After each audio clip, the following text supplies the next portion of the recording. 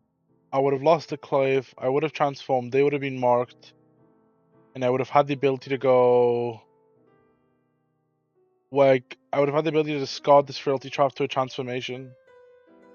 Unless I rolled 6, and if I rolled 6, I'm just a big loser. What can I say?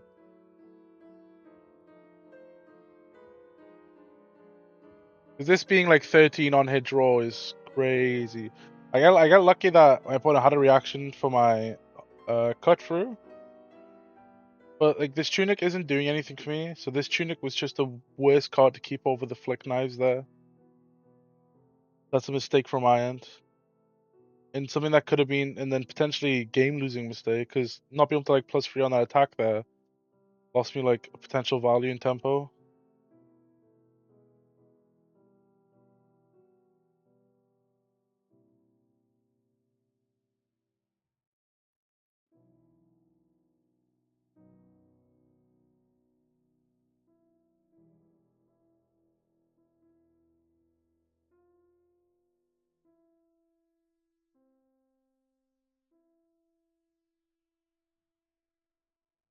So yeah, let's say I had the flick, not the tunic. I would have just. I guess on this turn the tunic comes up. Kind of funny how that works, huh? But I probably just could have been in a situation where I'm winning the game, so this didn't matter. Because the clave's not been important. So if I didn't have the tunic, I would have went pitch the trap, buff, pitch the trap, attack. My opponent would have probably been on less life. I wouldn't have had this in my arsenal. Would have been a card deeper, so the next card on my deck would be in my hand in theory. I don't know what that one is, but my opponent's in no blocks is crazy to me. So I was like, wow, they must have every defense react left.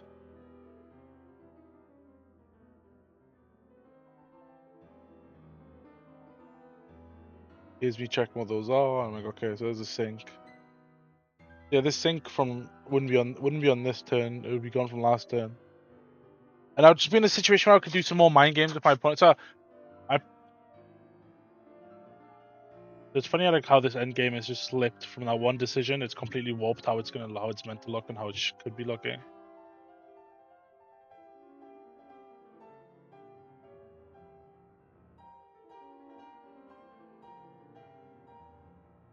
My opponent knows I have all these cards.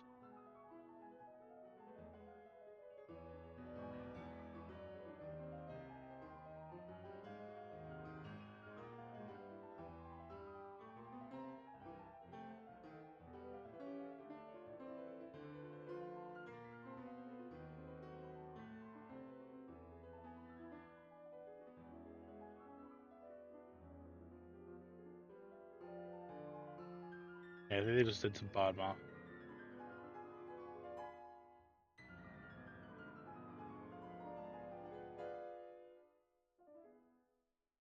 They're kind of like out of gas, but they have like some healing. They have like one red, the codex left. The codex is kind of textless, but I have the inertia trap. Being inertia. My deck is kind of useless as well. Having the extra blue there.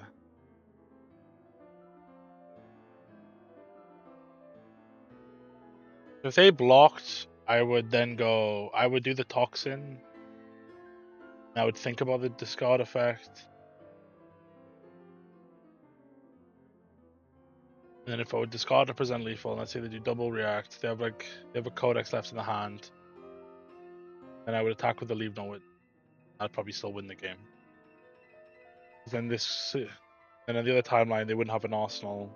I would have like that tunic. I would have pitched the blue. I'd have this threat, but I wouldn't use the threat, and then I would attack. Yeah, but then they would have had this as a 4 block for this turn. Okay, so that was game 1.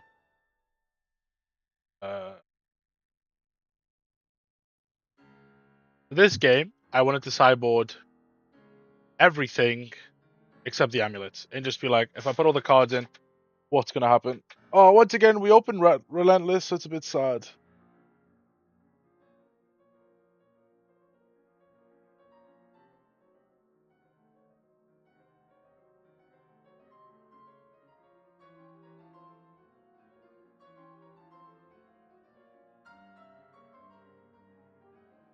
So, how does our opponent open? Our opponent opens with 2 reds pitched, command and excessive. I originally were gonna just block Frailty Pass, but my hand sucks, so I need to cycle these cards. I'm thinking I need to like block 6. I think I should have blocked with both the reds, leaving a Relentless and the upstick.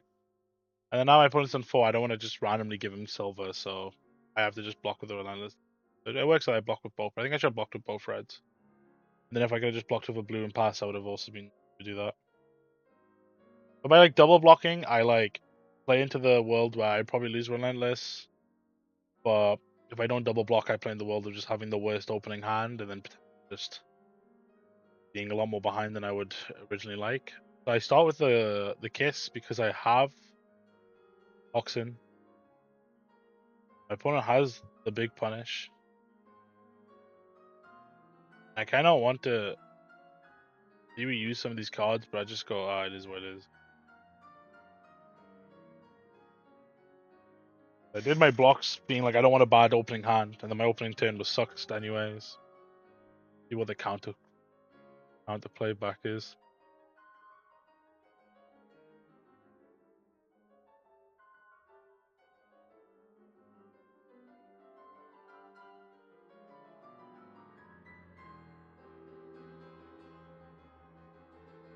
Yeah, I'm just gonna do a very simple block 5.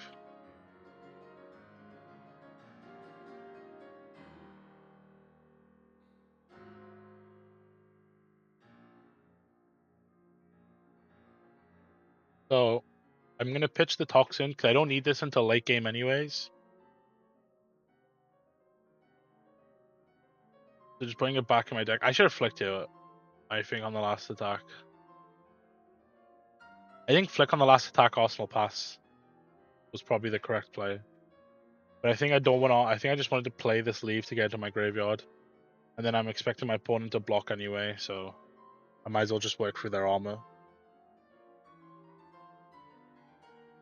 Once again, we have the same hand we had in our last game. We just get to go like saver, attack, attack, attack. I could also just go into Orb Weaver here, just because the hand has a blue, so I can just go like big Orb Weaver, pitch the blue to Clave, they stay marked. And I have an extra dagger attack, so I get to like use the saber draws because I don't think they're going to be blocking 12 on the first hit, in theory. But its hand is fine, so I actually don't hate not blocking with helmet and blocking with helmet. They're both fine plays. But pitching the overcrowded does feel a little sad at times because it means it's not going to be in the grave for codexes. I decide for tempo. I'm like, I have 2 savers. I kind of want to try and take advantage. Also, I guess I haven't been talking about like when they attack how I would think about blocking because these cards haven't had on hit. But my opponents decided to keep a card, and they've tunicked this out. So I know this is definitely a react. So I'm just not going to interact. And I just go, well, if you have a good card on top of my deck, congratulations.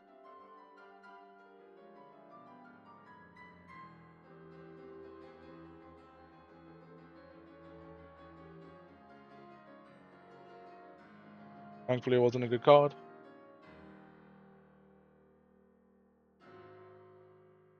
So yeah, so we just have 12 go again on hit draw 2. That's just like not possible for them to stop, right? Because we just get to go 12, then 1, and then even flick the 1 if we feel like.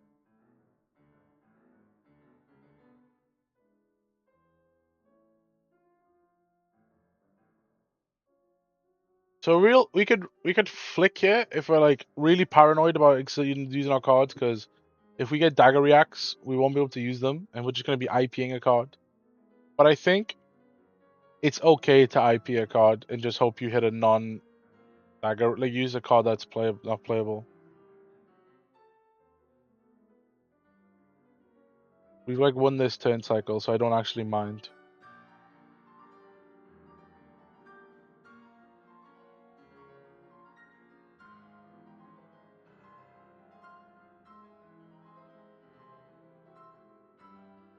We drew, yeah. So we would have drawn like 0 cards to play on our cards, so we would just felt like an idiot for flicking. We would have drawn the Orbeaver, so we would have been a genius.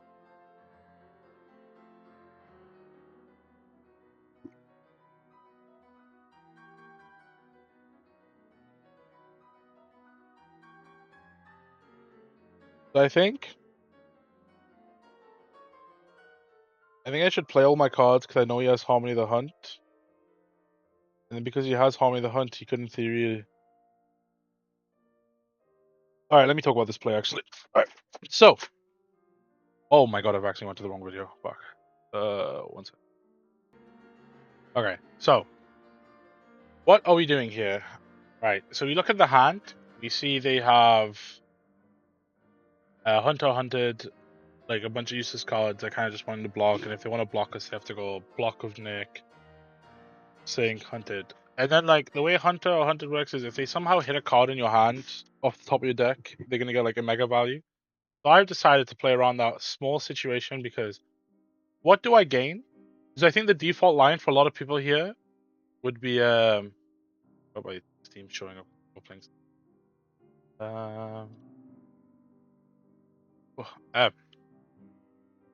So, what do I gain here by going Glaive, buff, and then play then Graphene, and then Codex? I gain like some small value from being able to go like Clave, buff, and then a Kiss, and then with the Kiss I'm gonna hit it, and then Graphene, and then I get some value when I flick the Kiss. But my opponent's not marked anyway, and I get like some extra text, and then I kind of convert this like stains into some value, and that's like a pretty good turn cycle. But I don't feel like I'm in a losing position, so I don't think like I need to take it. So I take like what is like I can't really be like counted line here, where I'm just gonna play all of my cards and then it's hit him. Then even if the Hunter Hunted somehow high rolls me, it can't actually interrupt my turn at all. I'm just gonna go buff, Codex, discard the blue, play the Kiss. When the Kiss hits, if my opponent wants to Hunter or Hunted me, they're gonna have to eat a lot of damage. And then after the Kiss hits, I get to just go Tunic, Graphene, attack.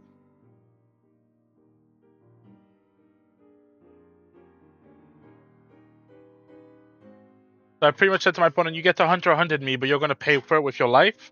And there's no world you like hit a card that will like ruin my day. Except obviously like a Toxin. Like so now I've minimized the cards you could see to be only Toxin. Where in like a previous line, if he sees like the Codex of Frailty, or like I would have potentially like I've been like blown out a little bit, and I would have lost a lot of value.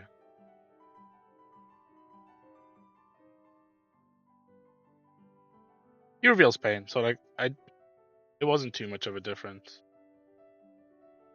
But it's just because I've seen his hand and I know how he wants to block and how he is going to block, I'm just making him go, the Hunter hunted me, you're going to have to eat a lot of damage. Well, like, if I did the other line, I guess if I did the other line, I go like 9 into like 7 into 1. Or like 5, 7, yeah, I go like 5, 7, 1 or something. And my opponent then can go Sink, cycle the Hunted, block, and like play towards a way that he like preserves as much life as possible. But because I do the one big attack first, and he's not allowed to Sink the Hunter Hunted away, I've made him decide. I pretty much went to him, you now have to Hunted me, and I'm gonna make you pay for it for like 7 or 8 value. So like, yeah, like he's on like 28. What he was on the turn start, 35. So he took 7 damage to Hunter Hunted me. Well, if I did the other line, he gets to decide to save free life and not Hunter Hunt me now, and to save for like the late game. I pretty much forced my opponent to make the decision of Hunter or hunted me now, and it's while my deck's full of like all these cards, which minimizes him hitting like a really big one. Obviously, Pain's a good one, but it's not like a big one.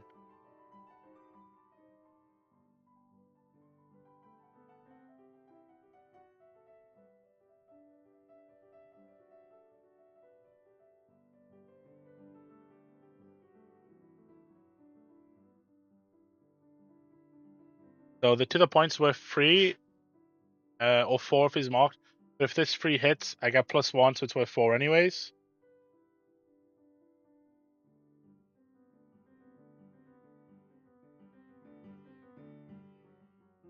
I've seen 1 ripple away. Decks usually run 2. I guess some psychos could run 3. So I was thinking, do I do the flick? I decided not to do it. Because I think it's just so game losing that if he has it. And I was obviously talking about a line earlier where I'm like playing around potential like high rolls to make me lose the game. Because I feel like this is a matchup where I feel quite comfortable in. There's also with the toxin, I have a feeling it's gonna come in for 6. I don't need to try and use that extra 1.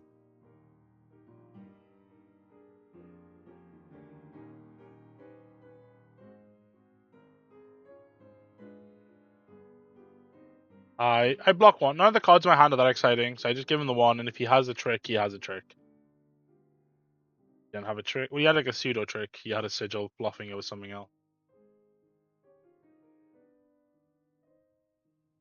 Like in theory, I would have liked the block with the meat, but okay, is what.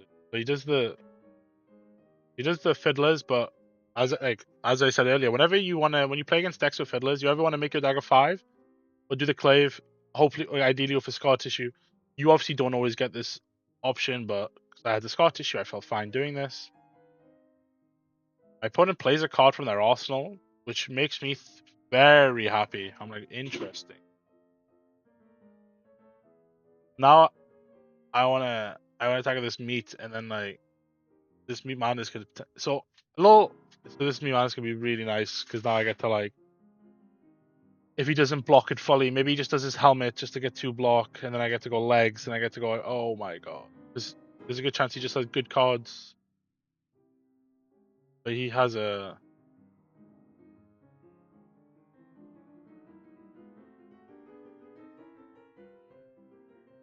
boxing. I mean, yeah. The codex getting me a pasta in card, but it's fine. It's gonna give him inertia. My next turn's gonna be better for it.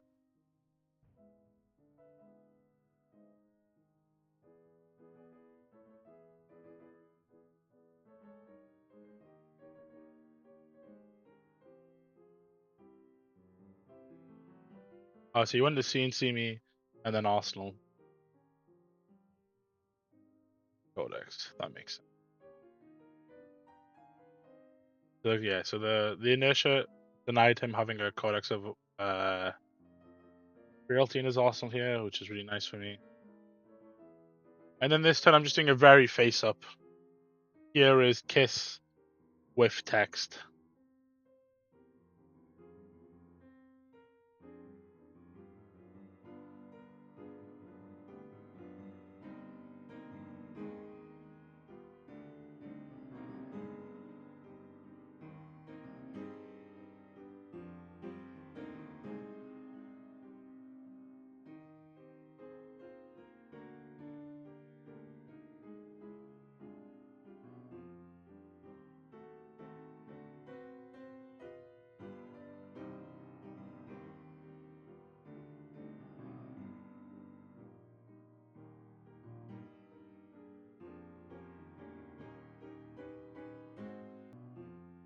Sorry about that. Yeah, so I just do the codex. My opponent knows I probably have this toxin, but they just have to play into it, right? They can't just pass turn and take a bunch of damage. So on this turn, I'm just kind of wondering when am I allowed to toxin? Because I think there's a timing where you can toxin the hunter before it's resolved. So yeah, it ends up with a chain. It has this trigger go on the stack, and then I'm gonna toxin it.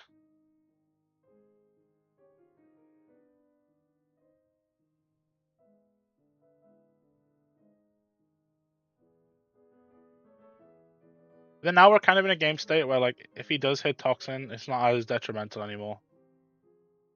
If he hits up sticks, we're in deep trouble. But we have like up sticks and codexes to get our clave back. We've just decided to go for a more tempo heavy line this turn. That's okay. Again, overcrowded. Obviously, we just attack with it just because it comes in for free because we've codex this turn. So we get another bonus for just doing the codex kiss line. Could have in theory arsenaled if we wanted to be defensive, but I don't think that was worth free value.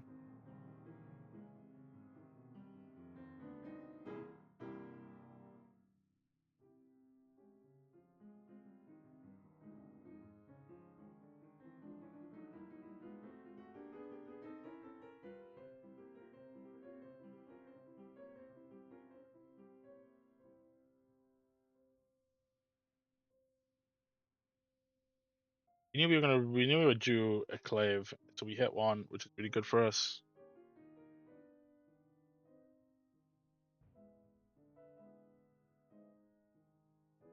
Our opponent hit blocks for 5. I go piercing. He goes, "Yep, whoopsie."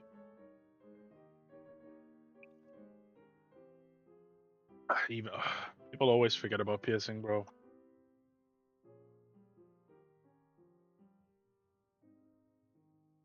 It might be the most reminded trigger I've ever had to do. So we use incision here because it's 2, but the on hit's worth 1. So we'll take that up.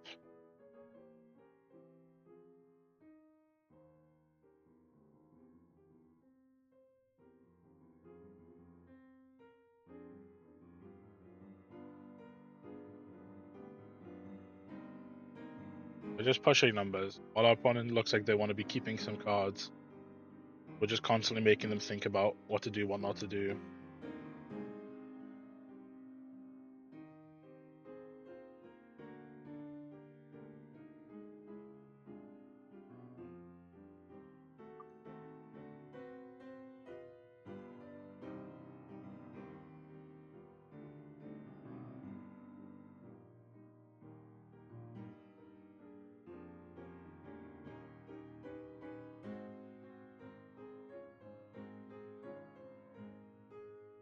Yes.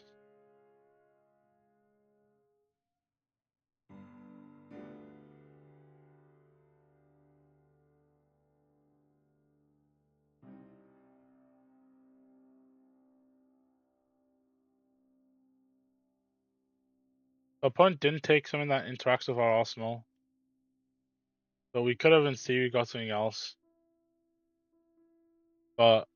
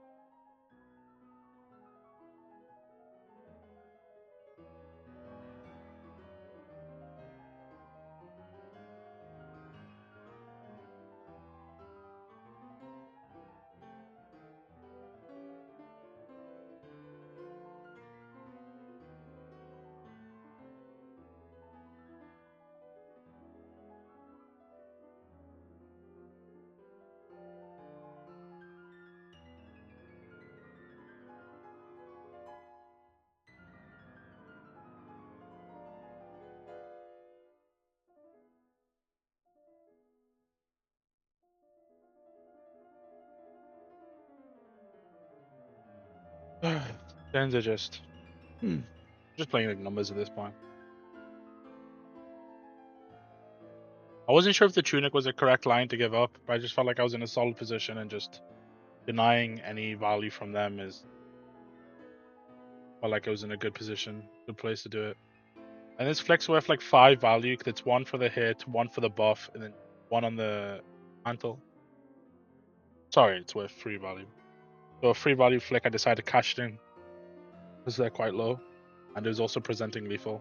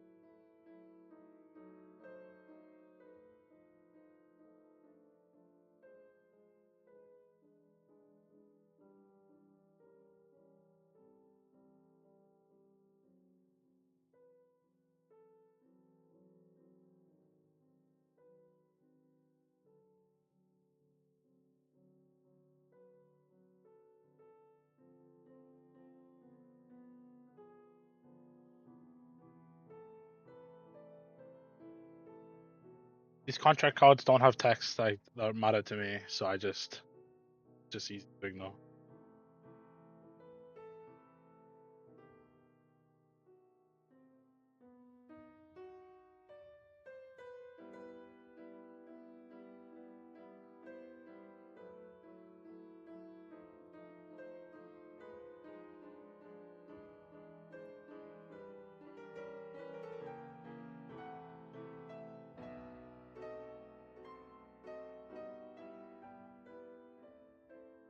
Woohoo!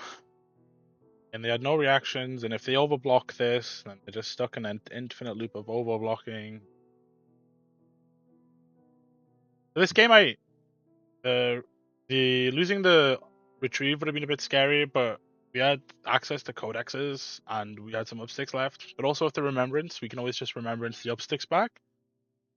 And we had enough of a life lead that we were able to just trade. We would be able to just trade some turns off to like get to that point if I need to retrieve my clave. But when we flicked during this, so this game went a lot more smooth. We had extra cards in this game. The attacks didn't really do anything useful for us, but we kind of just saw them when we wanted to block anyway. So it wasn't like too impactful.